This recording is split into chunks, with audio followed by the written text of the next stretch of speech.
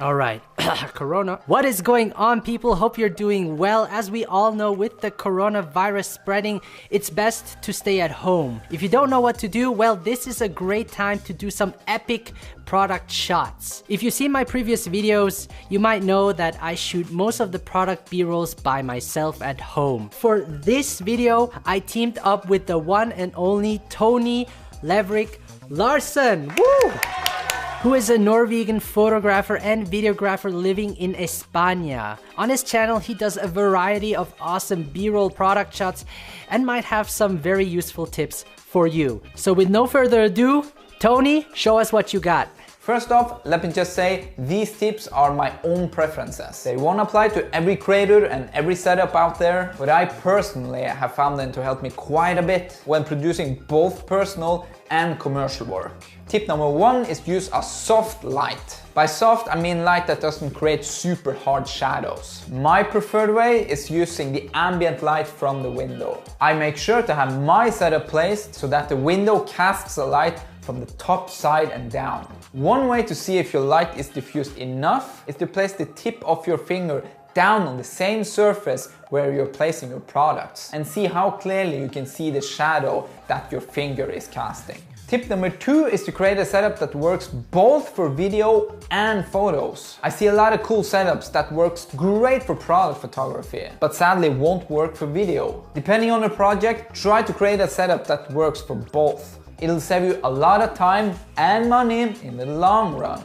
Tip number three is when in doubt, less is more. It's hard to get specific on this tip because it's really just a leap of faith. But let's compare it to making food. When cooking a dish, it's more important to have a few high quality ingredients and preparing them well than it is to just throw in a ton of different ingredients and spices. That basically just drowns the essential taste of the dish. Me personally, I would rather spend more energy on getting light, color and composition correct than buying a lot of props. But don't be afraid to experiment, because it is a creative field. Just make sure you have the basics correct, maybe shoot the basics first and then experiment and see how it goes. Oh, my turn? Shit. All right, that was awesome. Tony, thanks for the great tips. So we all have different styles of creating a product video. Here is an example of a product video I shot at home. Ready for that?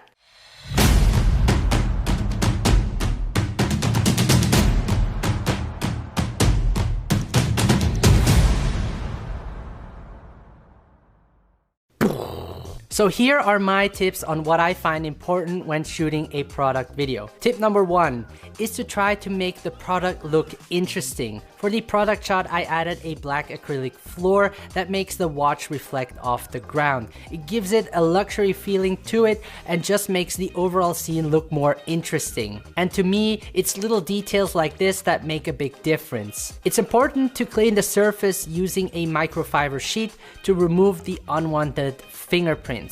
I built out the rest of the set by adding some coffee beans, which I thought would match great with the golden color of the watch and adds more depth to the scene. There are really no rules to this. You have to try and test out to see what works for the product. Just remember that the scenery will reflect the product's message. Tip number two is to use proper lighting. It's important to have a soft light by adding a diffuser and getting it as close as possible to the product so that the light is nice and spread out. To isolate the product more, I added a honeycomb over the diffuser. For my second light, I included an aperture M9 to light for the reflections and to make it a little bit brighter. It was kind of hard to light this product because sometimes the light would reflect on the glass of the watch, so I had to work around it to find a good reflection.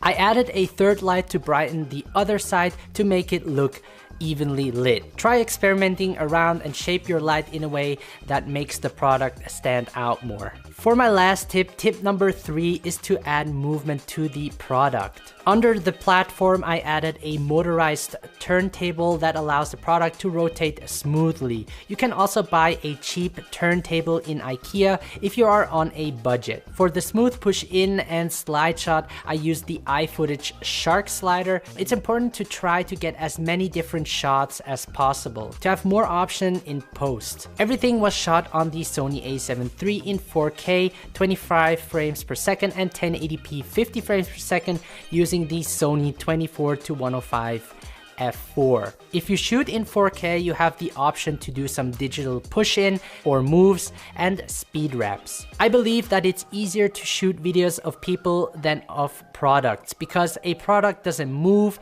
it doesn't show any emotion, in fact it doesn't do anything, and your job as a filmmaker is to make the product come to life. So these were our simple tips on how to shoot a product video at home.